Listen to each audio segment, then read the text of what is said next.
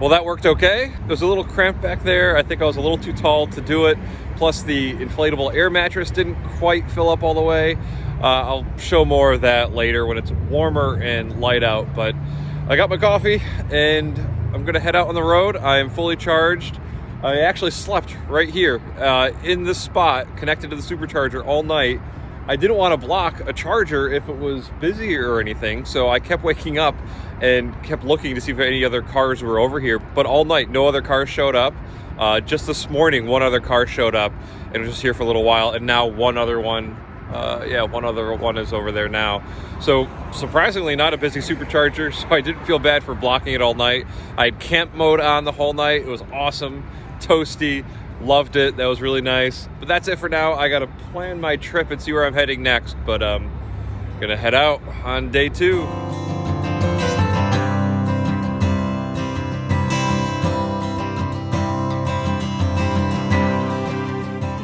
Well, here I am at the first supercharger of the day on day 2, and I just thought I'd show you the mattress back here. So again, this is the box. Get that out of the way. It's pretty comfortable. It was fine. But like I said in the last clip, I couldn't inflate that top section, which is supposed to be the pillow area. So the top part is down. It should be more inflated, should be higher up. I'm gonna try to inflate that for tonight, and hopefully I'll sleep a little bit better. But I had to basically sleep diagonally from here down to here, and it still was a little tight. My head was pretty much right up there by the vents that are right there. I'm 6, maybe 6'1". I thought I'd have a little bit more room, but I'm hoping with the pillow area inflated that it might be a little bit better. Maybe I can sleep right down the middle, but it is tight enough that I don't think my wife, even though she's small, would want to sleep back here with me. But yeah, I'll inflate that and I'll report back probably tomorrow about how that went. I think I'm gonna go inside, use the bathroom, and monitor my charge and head out. I don't think I'll have to be here for too long.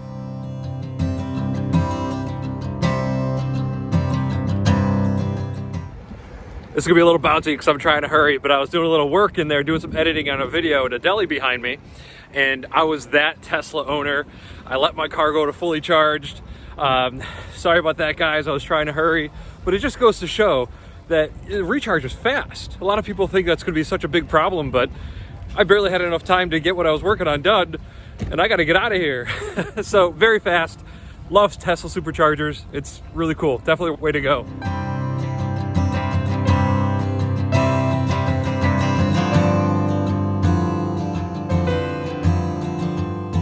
It's getting darker, as you can tell. I'm here at Texarkana. I love the sound of that. I think it's so cool. This is my stopping point. This is where I thought I was gonna stop and sleep for the night. I decided to press on because I still feel really good, but I'm glad I decided that, and I'm glad I feel good because there is a highway right there that would not have been fun to sleep next to. But I want to spin the camera around and show you kind of the stuff that I'm talking about with this Tesla navigation. You still have to do some work. Like, it's nice that it's there. Let me get the light back on. There we go. So it's nice that it's there, and it makes spontaneous trips so much easier, more fun, so you don't have to worry about it, freak out about it. You can just go. But right now, I want to show you some numbers that it's telling me. They're improving now because I'm charging right now, but I want to show you kind of some of the stuff that I'm seeing. All right, so I've added a bunch of miles, 74 miles since I got here. It really hasn't been very long at all. I mean, maybe 15 minutes. You can see what I'm at right now, 158. And over here, this is routing me to the next supercharger station. It's only 97 miles away. And then if I come down here, you can see this is a really important number to look at. This is projected based on how much power you have left in the battery, your state of charge, and how you've been driving for the last 30 miles. And then over here, it says I'll arrive with 8% remaining.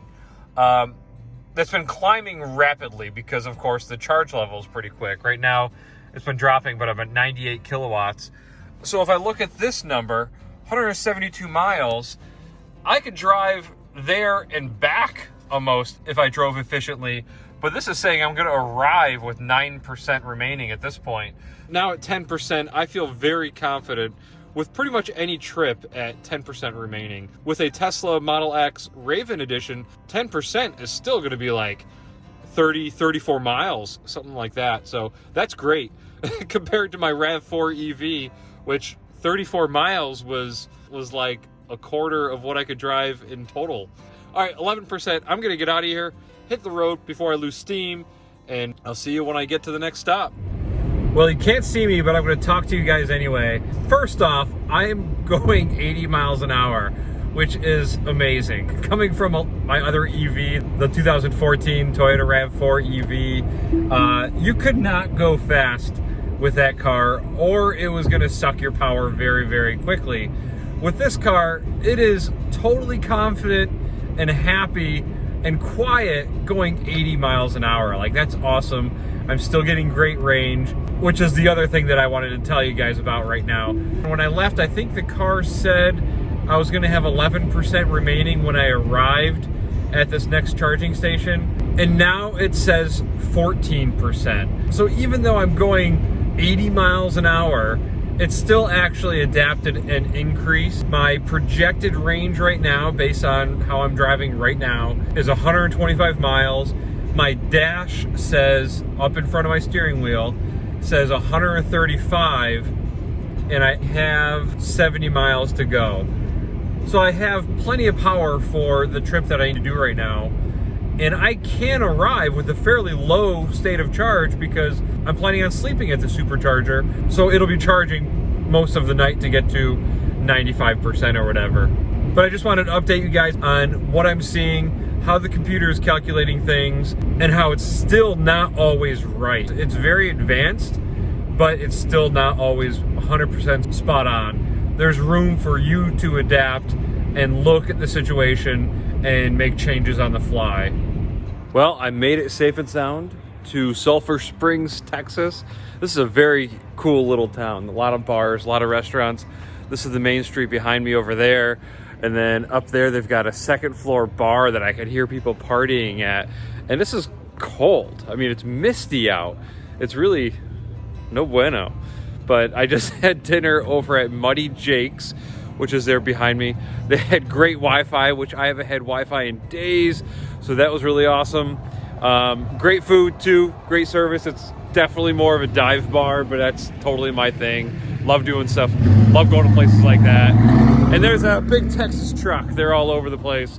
But now I'm gonna go over to my car. It is mostly charged, but I left a little room on the top to let it charge overnight, and I'll have the heater going, and I'll camp in my car for day 2. And I did check with my Airbnb, so I can check in a day early for that place, so I don't have to sleep in my car again tomorrow night. I'll actually have my Airbnb then. But that's it for day 2. Thanks a lot for watching, guys. See ya.